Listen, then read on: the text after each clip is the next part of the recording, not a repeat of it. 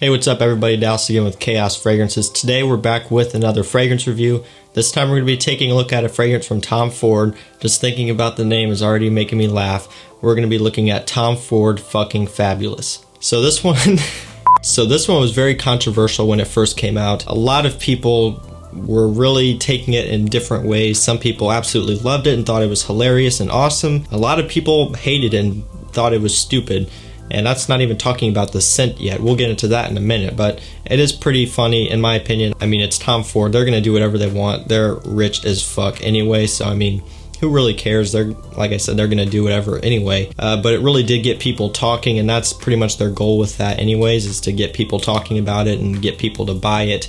And they definitely did that. So talking about all the name and everything like that aside, let's actually get into what's important, and that is the scent.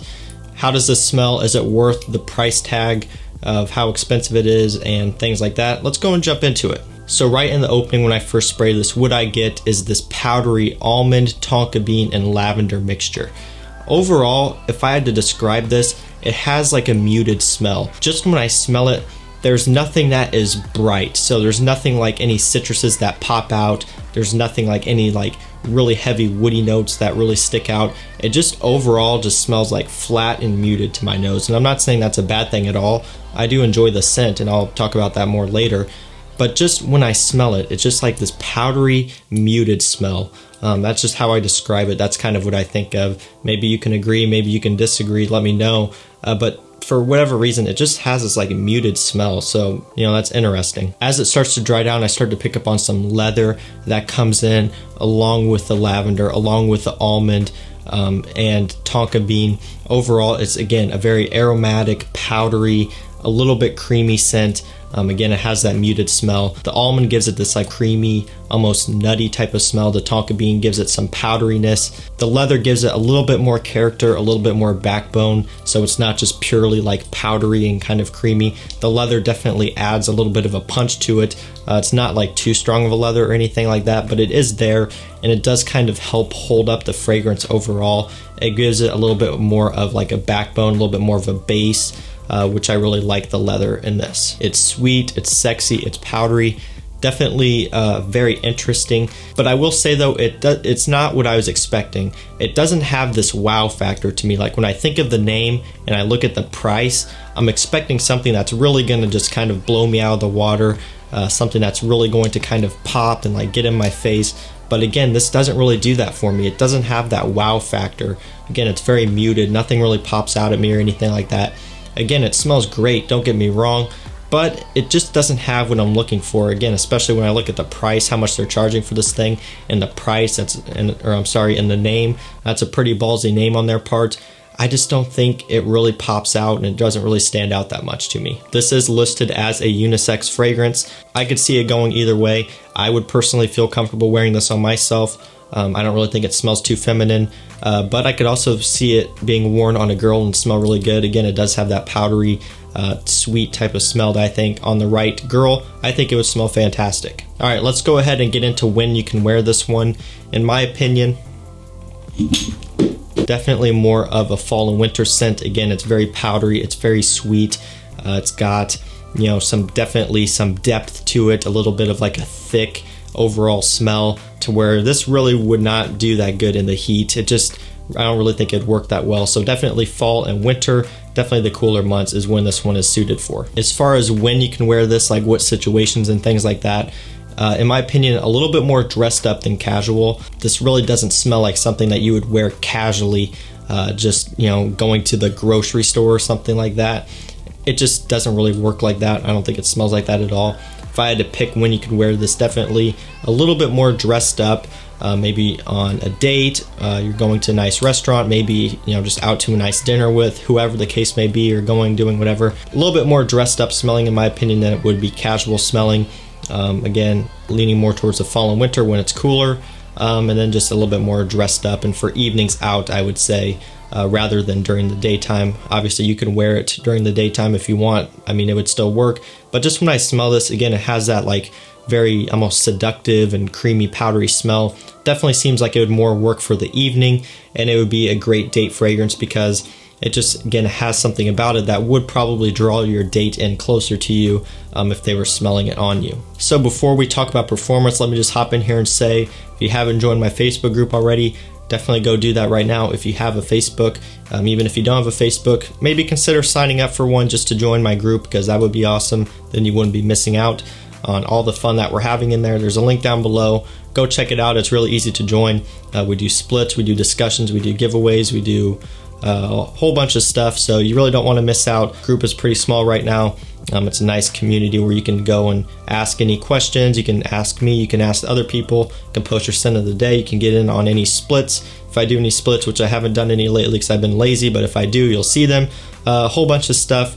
I post in there every time I post on YouTube, so if notifications don't work for you like they never do for anyone else, you'll see it pop up on Facebook, and then you can know to go watch my video. So again, link down below, definitely go check it out. All right, so back to performance. How does this one perform? Longevity wise, it's okay. Doesn't do as good as I would like, but I'm not too complaining about it too much, mainly because I don't have a bottle, I just have a sample, so it's not like I spent a bunch of money on it.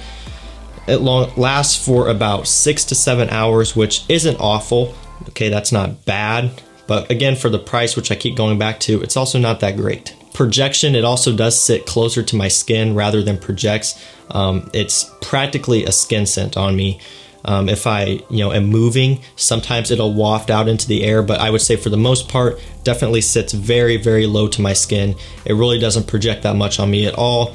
So definitely closer to being a skin scent than projecting out like crazy. And I know for a lot of you out there that's going to be a deal breaker. And again, I can understand that, especially given the price. You would want something that would perform better at that price, and I get that. But for me personally, just looking at the scent profile alone, I'm okay with the fact that it doesn't project very much. Again, longevity, I do wish it did better, but just talking about projection, I'm okay that it sits closer to the skin. In my opinion, this is the type of scent that I would want it to do that. I would want it to sit closer to the skin. I would want it to be where people would every now and then maybe get a waft if I move past them, or whatever the case may be, or if I'm with a date or something like that. And they get wafts and they had to get closer. I think this type of scent, it's perfect being like that, because again, it's very powdery, very creamy, very sweet. It's got that nice almond note where I'm okay with the fact that it doesn't project that much. But again, it does go back to the whole price thing. If you're paying that much for a fragrance, you do want people to be able to smell it on you better, because in order to get this to project off your skin, you would need to go with more sprays, and of course that's going to be more expensive. So there is definitely that frustration with the price to performance ratio. But again, just looking at the scent alone, just the overall scent profile, I'm okay with the fact that it doesn't project that much. But again, in terms of the big picture with how much it costs, it does suck that it doesn't perform better than what it does. So let's talk about compliments. Will this one get you compliments? It's going to be kind of in the middle. Just like the name is very controversial, the scent itself is also very controversial as well. From my experience, some people are really going to like it a lot, and some people are really not going to like it a lot. Some people are going to think that it smells weird and like, why would you want to smell like that, but other people, again, are really going to like it off your skin. So it just kind of depends. It's controversial. Like I said, it's very divisive. Some are going to love it, some are going to hate it. Kind of the same with Tobacco Oud, again, from Tom Ford. It's another one. You even hear Jeremy Fragrance talk about that one all the time, that I think it's one of his most complimented Tom Fords, but also it's one of his most least complimented ones, or something like that. And that's kind of, in my opinion, a similar case with this one. Some people are really going to like it, some people are going to hate it. So if you're looking solely for like a compliment getter from Tom Ford, you may want to go with one of their more safer options, maybe like Oud Wood or something like that. If you're okay with the fact that it is a little bit polarizing, this one would be a solid one, because chances are the people that do like it are really going to like it off of your skin, and that's probably when you're going to get the best compliments. Alright, so finally, before we wrap this up, let's go ahead and touch on price. And I got it pulled up here on my phone just so I don't mess this up and make sure I'm reading this right. 50 ml bottle retails for $320. And again, 50 ml bottle, that is this bottle size right here. So it's going to come in a bottle that looks pretty much like this, 50 mils. It's a pretty small bottle. $320 retail, and then you can get a flacone of it, which I don't have a Tom Ford flacone. I'll put a picture up on the screen. Most people, you can look it up if you know how to use Google. The 250 ml flacone retails for $804. So again, it's definitely very expensive. Do I think it's worth either of those prices?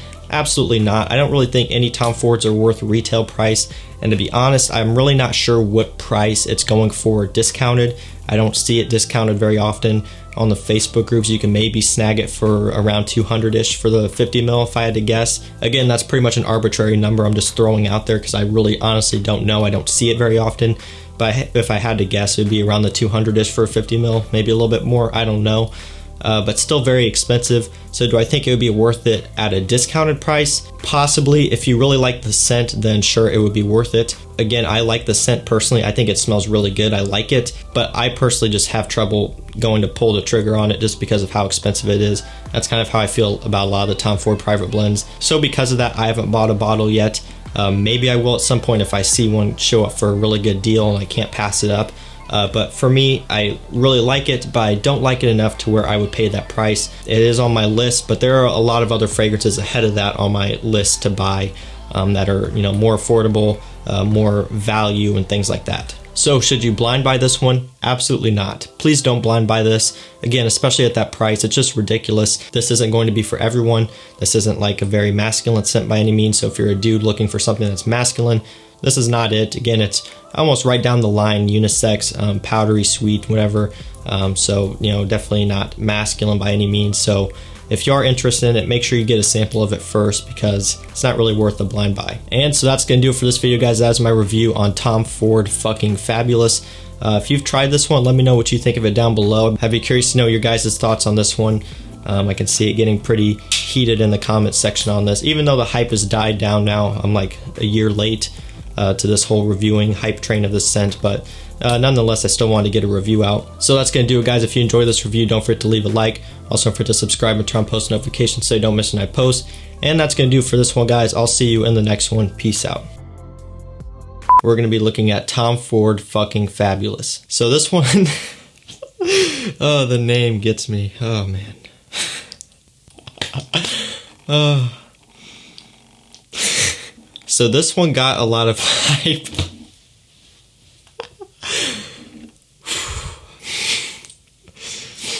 Oh, ooh.